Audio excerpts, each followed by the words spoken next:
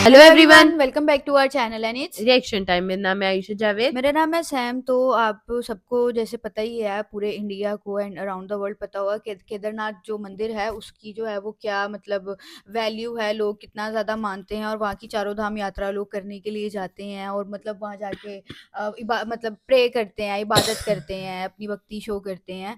तो आज हम उसी से रिलेटेड जो है वो वीडियो देखने वाले हैं। तो आज हम जिस वीडियो पे रिएक्ट करने जा रहे हैं उसका टाइटल है केदारनाथ यात्रा 2025 केदारनाथ धाम कंप्लीट धाम tour complete guide. Tour guide. और ये all credit goes to this channel का नाम है।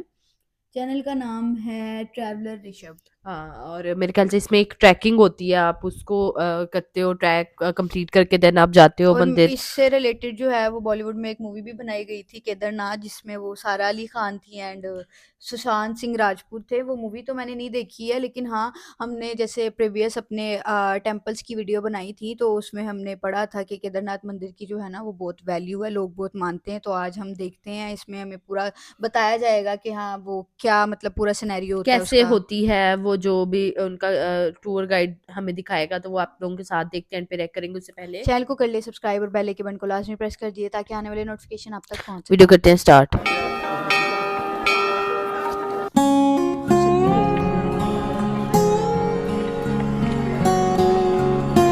बारह ज्योतिर्लिंगों में से एक पवित्र ज्योतिर्लिंग, जहाँ पर भगवान भोले बाबा साक्षात निवास करते हैं। मंदाकिनी नदी के तट पर और इन खूबसूरत हिमालय पर्वतों के गोद में बसा हुआ यही है केदारनाथ धाम। यहीं पर भगवान शिवजी ने पंच पांडवों को दर्शन दिए थे और यहीं पर उन्हें स्वर्ग जाने का रास्ता भी दिखाया था। इसीलिए इस जगह को मुक्ति स्थल भी माना जाता है। केदारनाथ जी की यात्रा में आपके रहने की और खाने पीने की क्या क्या सुविधा है, और देख के मुझे साथ ही ठंड में लग रही है। घोड़ा, पिट्ठू, पालकी, हेलीकॉप्टर, इन सभी के रेट्स क्या होंगे, किस तरह से बुकिंग करनी है और ये यात्रा करने में आपका कितना बजट आ सकता है, और केदारनाथ जी के मंदिर में दर्शन करने के बाद यहाँ पर आप और भी कौन सी जगहों पर दर्शन कर सकते हैं और यात्रा करने में आपको कितना समय लगता है, इस वीडियो में हम आपको केदारनाथ धाम की इस खूबसूरती को दिखाते हुए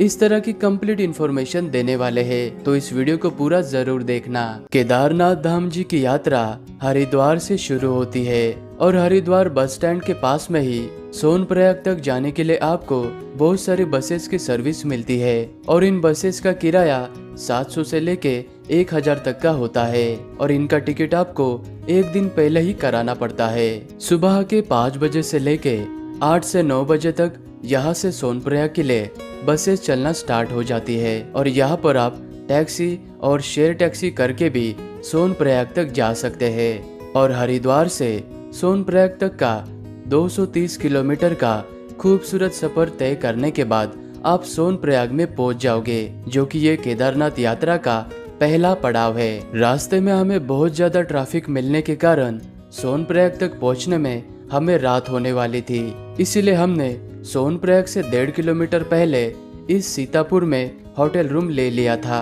और आपको सोनप्रयाग में भी होटल रूम, गेस्ट हाउस और डोरमेट्रीज मिल जाएगी। सोनप्रयाग में डोरमेट्री का 300 से लेके 600 रुपए तक लिया जाता है और यहाँ पर होटल रूम का मई और जून महीने में 1500 से लेके 2000, 3000 या 7000 तक भी जा सकता है, क्योंकि सीजन में यहाँ पर रेट बहुत ही ज्यादा हो जाता है। सोनप्रयाग में ही आपको कुछ इस तरह से लाइन में खड़ा किया जाता है और यहीं पर यात्रा में जाने से पहले आपका यात्रा का रजिस्ट्रेशन यानी पंजीकरण को वेरीफाई और चेक करने के बाद ही आपको आगे यात्रा के लिए भेजा जाता है। इसलिए यात्रा में आने से पहले आप ऑनलाइन वेबसाइट से या फिर ऋषिकेश और हरिद्वार से ऑफलाइन रजिस्ट्रेशन भी करा सकते हैं। यात्रा का रजिस्ट्रेशन चेक कराने के बाद फिर से आपको एक बार इस तरह से लाइन में लगकर यहाँ से टैक्सी में बैठकर आपको गौरी कुंड तक जाना होता है, क्योंकि केदारनाथ धाम की असली यात्रा की शुरुआत गौरी कुंड से ही होती है और सोनप्रयाग से गौरी कुंड 5 किलोमीटर के दूरी पर है और ये टैक्सी पर पर्सन 60 से 70 रुपए लेकर आपको आधे घंटे में गौरी कुंड में उतार देगी। गौरी कुंड में पहुंचते ही यात्रा पर आने वाले अधिकतम भक्तगण गौरी कुंड में बने हुए इस पवित्र तप्त कुंड में स्नान करने के बाद पास ही में ये गौरी मैया का मंदिर बना हुआ है जो कि माँ पार्वती जी को समर्पित है। इस मंदिर में दर्शन करने के बाद सभी भक्तगण भोले बाबा की यात्रा को शुरुआत करते हैं और गौरी कुंड से 5 से 10 मिनट के ट्रैकिंग करने के बाद सामने आपको ये वाला एंट्री गेट नजर आएगा। ये प्रवेश द्वार नजर आने पर आप समझ लेना कि फाइनली केदारनाथ धाम की यात्रा की ट्रेकिंग की शुरुआत हो चुकी है। गौरी कुंड से लेके केदारनाथ जी के मंदिर तक का इस ट्रेकिंग के रास्ते का डिस्टेंस 16 किलोमीटर का बताया जाता है, लेकिन ये रास्ता 16 किलोमीटर का ना होके ये ट्रेकिंग वाला रास्ता 20 से 21 किलोमीटर का है। अगर आप गौरी कुंड से घोड़ा या खच्चर से केदारनाथ जी के मंदिर तक जाना चाहते हो तो उसका किराया यहाँ पर 3200 लिया जाता है।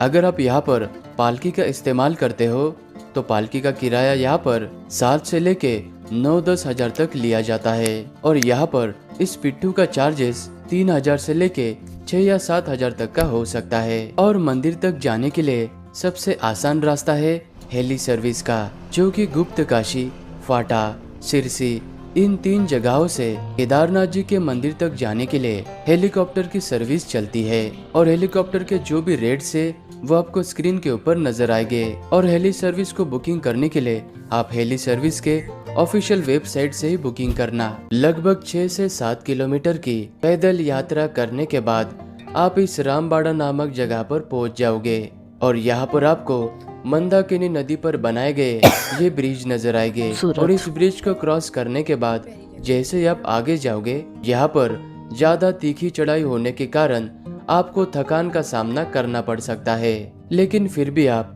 यहाँ के प्रकृति को अपने आंखों से देखते हुए मन में भोले बाबा का नाम लेते हुए यात्रा को जारी रखें। और आप जैसे जैसे इन पहाड़ों के ऊपर चढ़ाई करते हुए हाई एल्टीट्यूड यानी ऊंचाई पर जाओगे तो यहाँ से आपको कुछ इस तरह से खूबसूरत से पहाड़ों की बर्फीली चोटियां नजर आएगी और रास्ते से चलते वक्त आपको ये ऊंचे ऊंचे ग्लेशियर नजर आएंगे। इन ग्लेशियर के बीच में से चलकर जाना एक अलग ही एहसास देता है। तो कुछ इस तरह से आप 8 से 10 घंटे का गौरीकुंड से पैदल यात्रा करने के बाद आप इस रुद्रा पॉइंट तक पहुंच जाओगे और यहाँ पर आते ही आप समझ लेना कि मंदिर अभी बिल्कुल पास में ही है और सारे घोड़े और खच्चर वाले पालकी वाले आपको यहीं पर उतार देंगे।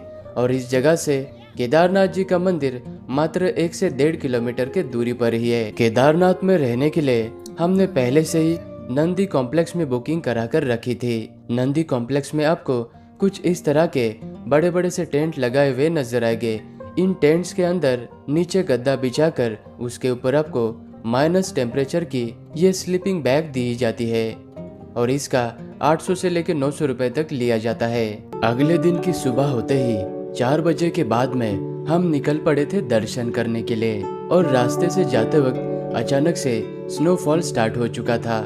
इस वजह से मौसम बहुत ही सुहावना हो चुका था और कड़ाके की ठंड होने के बावजूद भी सभी भक्तगण इस तरह से लाइन में लगकर दर्शन करने के लिए जा रहे थे। और केदारनाथ जी के इसी मंदिर के गर्भगृह में बिल्कुल मध्य भाग में भगवान भोले बाबा का शिवलिंग विराजमान है और ध्यान से देखने पर आपको शिवलिंग के अग्र भाग पर आपको गणेश जी और माँ पार्वती जी का श्री यंत्र नजर आता है। और इसी मंदिर के आसपास में कई सारे धर्मशाला, गेस्ट हाउस और होटल्स भी बने हुए हैं, लेकिन मई और जून के महीने में ज्यादा भीड़ होने के कारण यहाँ पर सभी होटल्स के रेट थोड़े से ज्यादा बढ़ जाते हैं। और केदारनाथ जी के इस मंदिर के बिल्कुल पीछे आपको ये बड़ी सी शिला नजर आएगी। इस शिला को भीम शिला कहा जाता है।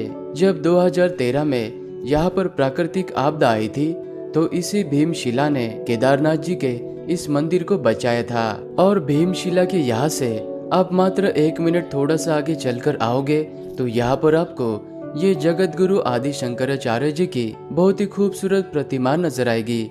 यहाँ पर भी आप एक बार दर्शन जरूर करना। केदारनाथ जी के धाम में एक ऐसा भी मंदिर है, इस मंदिर में अगर आप सच्चे मन से भगवान भोले बाबा के जयकारे लगाते हो तो इस मंदिर के अंदर जो पानी का कुंड है, इस कुंड से बबल्स यानी बुलबुले निकलते हैं। इस मंदिर को रेतस कुंड मंदिर कहा जाता है और ये मंदिर केदारनाथ जी के मंदिर से मात्र 10 मिनट के दूरी पर है। ये है काल भैरव जी का मंदिर जो कि केदार घाटी का सबसे ऊंचाई पर स्थित ये भैरव बाबा का मंदिर है और माना जाता है कि जब तक आप भैरव बाबा के दर्शन नहीं करते हो तब तक आपकी केदारनाथ जी की यात्रा अधूरी मानी जाती है।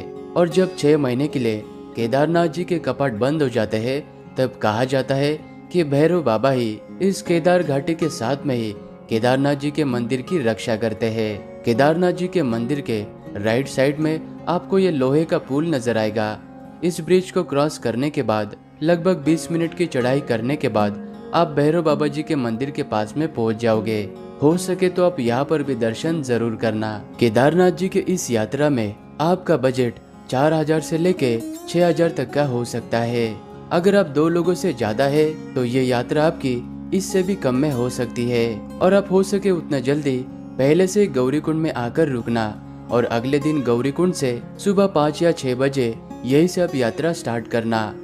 नहीं तो आपको भी हमारी तरह सोनप्रयाग में टैक्सी के लिए और रजिस्ट्रेशन चेक करने के लिए 3 से 4 घंटे आपके ऐसे वेस्ट हो जाएंगे। और यहाँ पर मई और जून महीने में सीजन और भीड़ होने के कारण सभी होटल्स के रेट बढ़ जाते हैं। और मानसून में जुलाई और अगस्त में यहाँ पर कभी भी लैंडस्लाइड और ज़्यादा बारिश होने की संभावना रहती है। तो आप सितंबर में भी कर सकते हैं, उस वक्त आपको कम बजट लगेगा। और केदारनाथ जी के मंदिर के आसपास में और पूरे रास्ते में आपको खाने पीने की कोई भी कमी नहीं होने वाली। और केदारनाथ जी के इस मंदिर से लेके वापस गौरीकुंड तक जाने के लिए आपको 6 से 7 घंटे का समय लगता है। और केदारनाथ में कभी भी मौसम बिगड़ सकता है, इसीलिए आप आपके साथ में थोड़े से गर्म कपड़े जरूर रखना। तो इस तरह से आप केदारनाथ जी की यह यात्रा कर सकते हैं। तो गाइस ये तो था कौन सा मंदिर था, केदारनाथ यात्रा थी। और क्या खूबसूरत तरीके से उन्होंने बताया हुआ था, सारा गाइड किया हुआ था कि कितने पैसे आपके लग सकते हैं। अच्छा, कितनी खूबसूरत जगह थी जिससे बहुत आपने गुजर खूबसूरत के मंदिर पे तक जाना है, वो कितना प्यारा है। मैं कहती हूँ आपका सफर बहुत हसीन होगा, ये जितना भी होगा ना, लोग करते होंगे क्योंकि क्योंकि अब बीच में स्नोफॉल भी हो रही है, पहाड़ भी नजर आ रहे हैं, लेक भी नजर आ रही है, आप लेक से गुजर रहे हो तो मतलब इतनी खूबसूरत, मतलब कह लो कि कुदरत, नेचर, गॉड की दी हुई, वो आप क्या माउंटेन्स। इंजॉय करते हुए जा रहे हो। और अच्छा, ये वीडियो जो है मेरे ख्याल से उन्होंने सर्दियों में ही बनाई थी, और अभी भी आपको जैसे पता है कि ठंड बहुत ज्यादा हो गई नहीं, है। ये सर्दियों की वीडियो नहीं है, वहाँ पे जून की आई थिंक सो है, लेकिन वो जो जहाँ इलाका है वहाँ पे बहुत ठंड हाँ। पड़ती है। और वहाँ पे ये जब भी जून में वो क्या बता रहे थे, बहुत ज़्यादा रश होता है, तो वहाँ पे उस टाइम बहुत ज़्यादा ठंड होती है। आई थिंक सो नॉर्थ वाली साइड होगी ना उनकी। लेकिन खैर, जैसे कि आपको पता है कि इंडिया पाकिस्तान में भी इस टाइम बहुत सर्दी हो रही है, तो ये वीडियो देख के ना मेरा एकदम जिस्म कांप गया थोड़ा सा स्नोफॉलिंग स्नोफॉल, देख क्योंकि के। हम लाहौर में इस टाइम, तो लाहौर में 2-3 पे टेम्परेचर जा रहा है रात को ना, तो मतलब काफ़ी ज़्यादा ठंड हो जाती है। बट जो नॉर्दर्न वाली साइड है वहाँ पे माइनस में है। -5 कलां वाली साइड पे माइनस। -13 टेम्परेचर था पिछले दिनों, तो काफ़ी ज़्यादा स्नोफॉल हो रही है और लोग काफ़ी ज़्यादा एंजॉय कर रहे हैं, तो वो सब चीज़ें हम भी देख रहे थे। लेकिन हमारी तबीयत भी खराब है तो हम लोग अभी स्नोफॉल एंजॉय भी नहीं कर सकते हैं। लेकिन ये जो केदारनाथ यात्रा उन्होंने दिखाई है, बड़ी खूबसूरत यात्रा, और जिन जिन मंदिरों के दर्शन करने हैं वो उन्होंने सारे रास्ते में बताए हैं। यार बड़ा और रीजनेबल था, चार हाँ, पाँच हजार में आप इजीली कर कर सकते हो सकते हो। खुले। और वो बता रहे थे कि जून के महीने में थोड़ा महंगा इसलिए हो जाता है, जून के महीने में आपका 4-5 हजार लगेगा, वैसे आप सस्ता लगेगा। क्यों?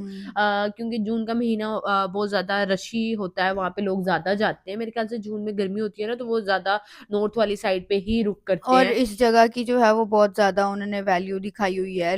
भक्त हाँ। बहुत दूर-दूर से ये यात्रा करने आते हैं, क्योंकि जैसा उन्होंने वीडियो में बताया कि ये वो जगह है जहाँ पे जो है भगवान शिव ने पांडवों को दर्शन दिए थे और स्वर्ग का रास्ता दिखाया था, वो उन्होंने बताया। तो वो इस चीज़ से पता चल रहा है कि इस जगह की कितनी वैल्यू है। और मेरे ख्याल से जितनी उन्होंने अवाम दिखाई है, हर साल जो है हज़ारों क्या लाखों की भीड़ में लोग आते लाखों की होंगे। भीड़ में और मैंने देखा था बीच में वो भी थे, बाहर के लोग भी थे, मतलब किन्हें क्या कहेंगे आप, गोरे जिन्हें कहते हो, वो भी थे। मेरे ख्याल से लोग विजिटर्स भी बहुत ज्यादा होते हैं, क्योंकि लोगों को शौक होता है, जैसे मुझे बहुत ज्यादा शौक है चीजें देखने का, एक्सप्लोर करने का, तो आप जाते हो ऐसे देखते हो। अच्छा, एक मंदिर क्या नाम है इसका, केदारनाथ। जो मंदिर था, इसके साथ एक और मंदिर था, उसका भला क्या नाम था, छोटा-सा था जिसमें वो बुलबुले भी बनते हैं। ओह! वो कहते हैं कि वहाँ पे अगर शिव जी की अगर आप बहुत ज़्यादा ऊँची आवाज़ में उनके वो करो तो वो बुलबुले पानी है वहाँ पे और वो हुँ। बुलबुले बनते हैं। तो वो भी बड़ी मतलब कोई स्टोरी हो सकती है, कोई मिस्ट्री हो सकती है उसके पीछे। तो बाकी ये पूरा एक टूर गाइड उन्होंने बताया हुआ था। अच्छा जगह तो खूबसूरत, बहुत खूबसूरत खूबसूरत। 10 आउट ऑफ 10 थी। और अच्छा लोग देखो अपने देखो रिलीजन को लेके जाते हैं इतनी ठंड में, बच्चे भी जा रहे हैं, तो डेडिकेशन। डेडिकेशन होती है ये भी।